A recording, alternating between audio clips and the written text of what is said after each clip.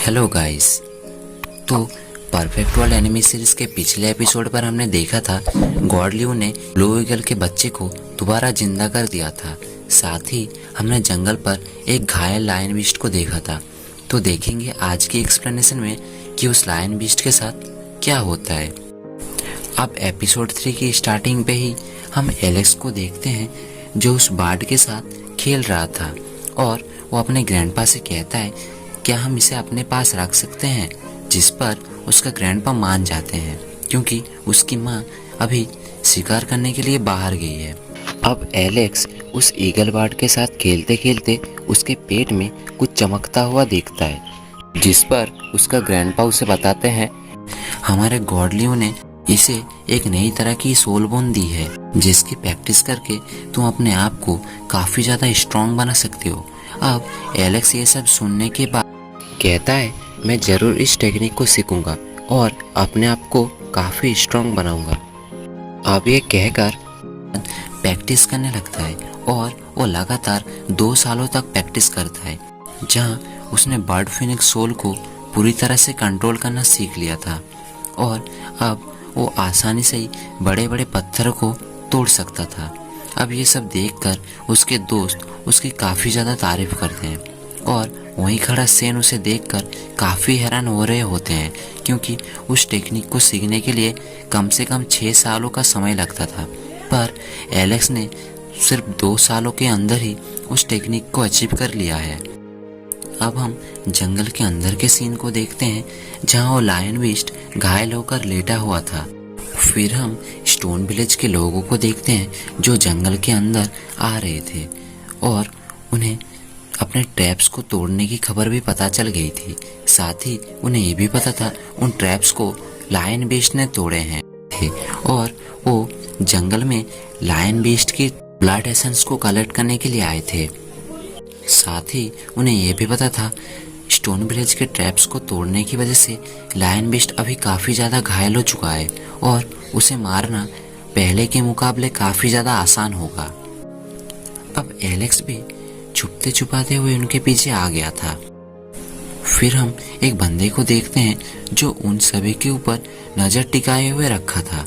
जब stone village के लोग आगे बढ़ रहे थे तभी उन्हें एलेक्स के वहाँ होने का एहसास होता है और वो सभी एलेक्स को वहाँ पर पकड़ लेते हैं और उसे डांटने लगते हैं। फिर एलेक्स उनसे कहता है जब आप ग्रैंडपा से बात कर रहे थे कि आप जंगल में लायन बीस्ट का ब्लड एसेंस लेने के लिए आने वाले हैं, तब मैंने छुपकर आप दोनों की बातें सुन ली थी, तो मैं अपने आप को रोक नहीं पाया और आप लोगों के पीछे पीछे चला आया। तभी सेकंड एल्डर एलेक्स को वापस जाने के लिए कहता है क्योंकि उनके साथ आना एलेक्स के लिए काफ़ी ज़्यादा खतरनाक साबित हो सकता था। तभी एक बंदा कहता है अगर हम एलेक्स को यहाँ से अकेले भेज देते हैं तो ये उसके लिए और भी ज़्यादा डेंजर साबित हो सकता है, इसीलिए फ़िलहाल के लिए एलेक्स को हमारे साथ रहना ही अच्छा होगा। अब ये सुनकर वो सभी मान जाते और साथ में आगे बढ़ने लगते हैं। तभी एलेक्स उनके आगे जाकर एक बीस्ट की डेड बॉडी को उनके सामने लेकर आता है। अब वो इस बीस्ट की बॉडी को देखकर समझ जाते हैं जरूर इस बीस्ट के साथ लायन बीस्ट का फाइट हुआ था और ये उस फाइट में मारा गया। अब वो सभी उसे छोड़कर आगे बढ़ने लगते हैं जहाँ वो सामने कुछ भेड़िए टाइप बीस्ट को देखते हैं। अब उन्हें मरा हुआ समझकर एक बंदा उन्हें चेक करने के लिए जाता है। तभी वो बीस्ट उठकर खड़े हो जाते हैं और उन सभी का पीछा करने लगते हैं। अब जब वो सभी खाई को पार कर लेते हैं तभी एलेक्स रुककर अपनी बर्ड फिनिक्स सोल को एक्टिवेट कर उस खाई के ऊपर रखे गए पेड़ को एक ही मुक्के में तोड़ डालता है, जिससे उस भेड़िए के साथ साथ वो भी नीचे गिरने लगता है। पर वो भागते रहते उस खाई के पास एक चट्टान को पकड़ लेता है। फिर वो सभी एलेक्स को कहते हैं तुम उस तरफ से इस तरफ कैसे आओगे, जिस पर एलेक्स बताता है आप सभी बस ब्लू ईगल को यहाँ पर बुला लीजिए। फिर वो सभी ब्लू ईगल को बुलाने के लिए वहाँ से चले जाते हैं। थोड़ी देर बाद एलेक्स देखता है वो दोनों बीस्ट ऊपर की ओर आ रहे हैं। अब ये देखकर एलेक्स जंगल की ओर भागने लगता है। तभी एलेक्स के पास एक जायंट गोरिल्ला बीस्ट आ जाता है और एलेक्स के पीछे लगे हुए एक लोमड़ी को अपने पैरों से कुचलकर मार डालता है। फिर वो वहां से लायन बीस्ट की ओर चला जाता है और तभी एलिस के पास एक और बीस्ट आता है जो कि जायंट बुल बीस्ट था और अब वो गोरिल्ला बीस्ट को देखकर उसके साथ फाइट करने लगता है। और तभी वहां पर ब्लू ईगल आ जाती है और एलिस को उठाकर वहां से भागने लगती है, पर तभी वहां पर लायन बीस्ट खड़ा हो जाता है और अपनी बच्ची कुची पावर को कलेक्ट करके वहां पर एक प्रोटेक्टिंग पॉइजन सील लगा देता है ताकि वो सभी यहाँ से भाग ना सके। अब ये देखकर ब्लू ईगल वहां से भागने की कोशिश करती है, पर वो वहां से भाग नहीं पाती। साथ ही उस सील्ड को छूने की वजह से उसके पंख में पॉइजन लग गया था। अब उस पॉइजन को लगने की वजह से उसे काफी ज्यादा पेन भी हो रहा था। और अब ये सब देखकर बुल बीस्ट उस लायन बीस्ट पर अटैक करने के लिए जाता है, पर वो उसे छू भी नहीं पाता और दूर आकर गिरता है। अब वो पॉइजन उसकी सींग में लगने की वजह से उसकी एक सींग भी टूट जाती है। अब लायन बीस्ट की इतनी पावर यूज करने की वजह से वो वहीं पर मारा जाता है और इसी वजह से वहां पर एक ब्लास्ट भी होता है जिससे वो सभी वहां पर बेहोश हो जाते हैं। थोड़ी देर बाद जब एलेक्स को होश आता है तब वो ब्लू ईगल के साथ उस लायन बीस्ट की बॉडी को लेकर स्टोन विलेज की ओर जाने लगता है। अब लायन बीस्ट की पॉइजन ब्लू ईगल को लगने की वजह से वो वहीं पर बेहोश हो जाता है और ऊपर से नीचे गिरने लगता है, जहां उनके नीचे उतरते ही उन सभी के ऊपर तीर की बरसात होने लगता है। और इसी के साथ एपिसोड 3 यही खत्म होता है। अब एपिसोड 4 की स्टार्टिंग बिल्कुल इसी सीन से शुरू होता है जहां एलेक्स शील्ड बनाकर उन तीरों से बचने लगता है। तभी एलेक्स उन सभी से पूछता है, तुम सभी हम पर अटैक क्यों कर रहे हो जबकि हमने तो तुम्हारा कुछ भी नहीं बिगाड़ा है। तभी उनमें से एक बंदा आकर कहता है, हम तुमसे इस लायन बीस्ट की बॉडी को लेने के लिए आए हैं।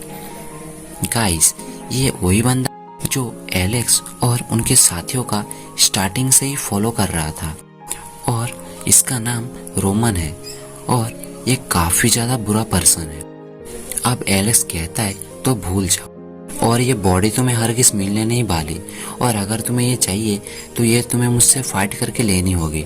अब ये सुनकर रोमन एलेक्स से फाइट करने के लिए आगे बढ़ता है, जहां वो एलेक्स के ऊपर एरो से शूट करने लगता है, जहां उसे एक वक्त के लिए ऐसा लगा कि एलेक्स मारा गया, पर एलेक्स को उन तीरों से कुछ भी नहीं हुआ था।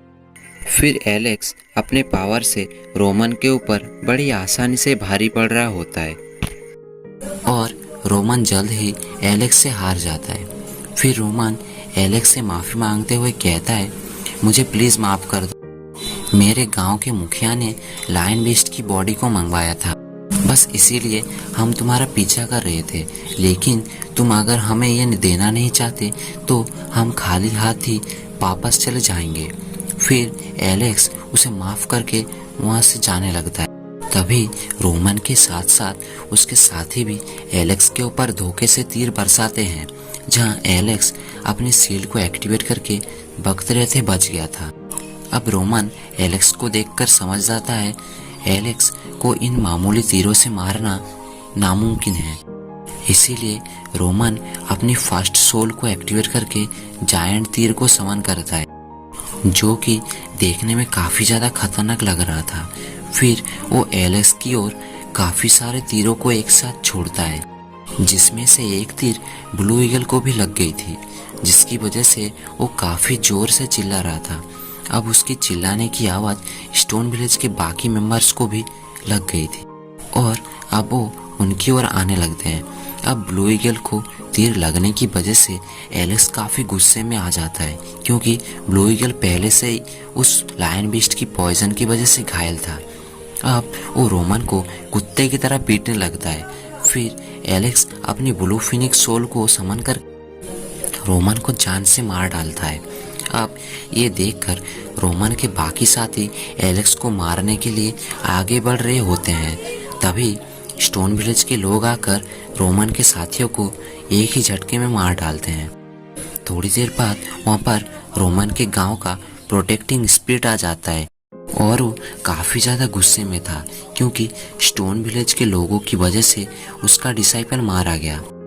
अब ये सब देखकर स्टोन विलेज के सेकंड हेड एलेक्स को यहाँ से जाने के लिए कहते हैं क्योंकि एलेक्स इस लड़ाई में काफ़ी ज़्यादा घायल हो चुका था, पर एलेक्स वहाँ से जाने के लिए साफ साफ मना कर देता है। फिर सेकंड हेड अपने बाकी साथियों को कहता है तुम लोग जाकर ब्लू ईगल को प्रोटेक्ट करो और हम दोनों इस फॉक्स डीमन स्पिरिट से लड़ते हैं। अब सेकंड हेड और उसका एक साथी मिलकर फॉक्स डीमन से फाइट करने लगते हैं, जहां उनका एक भी अटैक फॉक्स डीमन को नहीं लगता क्योंकि वो उनके सारे अटैक से बच रहा था।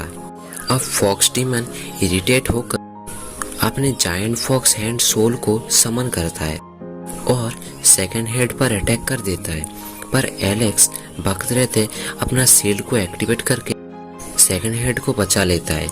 फिर फॉक्स डीमन एलेक्स को देखकर कहता है तुम्हारी पावर अच्छा है, पर तुम अपनी इन मामूली पावर की मदद से मुझे कभी भी नहीं हरा सकते।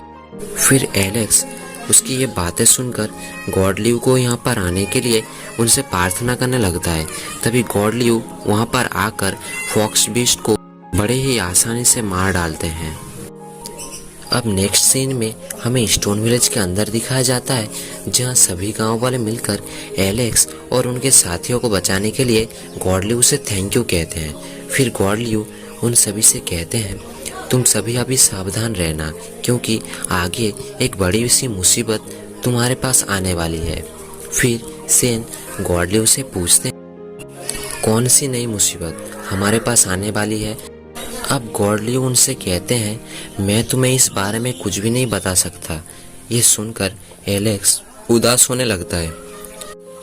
अब एलेक्स को उदास होता हुआ देखकर गॉडलिव कहते हैं रोमन एक काफ़ी ज़्यादा बुरा पर्सन था और उसे मारना काफ़ी ज़रूरी था, इसीलिए तुम्हें उदास होने की कोई ज़रूरत नहीं।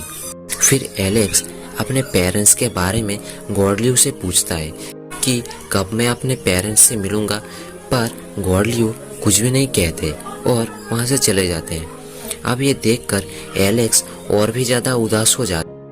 फिर सेन उन्हें दिलासा देते हुए कहते हैं तुम्हारे पेरेंट्स एक दिन तुम्हारे पास जरूर वापस आएंगे, पर तुम्हें उस दिन का इंतज़ार करना होगा और तुम्हें जल्द से जल्द अपने आप को ताकतवर बनाना होगा ताकि तुम अपने पेरेंट्स को प्रोटेक्ट कर सको। फिर अगले दिन हम एलेक्स को मेडिटेट करते हुए देखते हैं, जहां हमें पता चलता है पुराने समय में सिर्फ बीस्ट ही इस दुनिया पर राज करते थे और अगर किसी इंसान को ताकतवर बनना हो तो उसे बीस्ट की सोल बॉल को कंज्यूम करना पड़ता था, इससे वो काफ़ी ज़्यादा ताकतवर हो सकता था। फिर हम कुछ दिनों के बाद के सीन को देखते हैं, जहां सेन एलेक्स से कहते हैं आज तुम्हारा कल्टीवेशन स्टार्ट होने का फर्स्ट डे है, इसीलिए तुम्हें अपने बॉडी को प्योर बनाना होगा। फिर तुम्हें लायन बीस्ट की सोल को कंज्यूम करना होगा, पर ये जितना आसान दिखता है उतना है नहीं और इस प्रोसेस में तुम्हारी जान तक जा सकती है। फिर एलेक्स सेन से कहता है मैं ताकतवर बनने के लिए कुछ भी करूँगा। फिर वो प्यूरिफिकेशन पूल में जाकर मेडिटेट करने लगता है। फिर हम कुछ बीस्टों को देखते हैं जो आपस में लड़ने के लिए आगे बढ़ रहे थे, जहां हम एक जायंट गोरिल्ला बीस्ट के साथ साथ कई और बीस्टों को देखते हैं। और इसी के साथ एपिसोड 4 यही ख़त्म होता है। और अगर आपको ये वीडियो पसंद आए तो आप इस वीडियो को लाइक कर दीजिए, साथ ही चैनल को सब्सक्राइब करने के बाद बेल आइकन को भी दबा देना। Bye bye.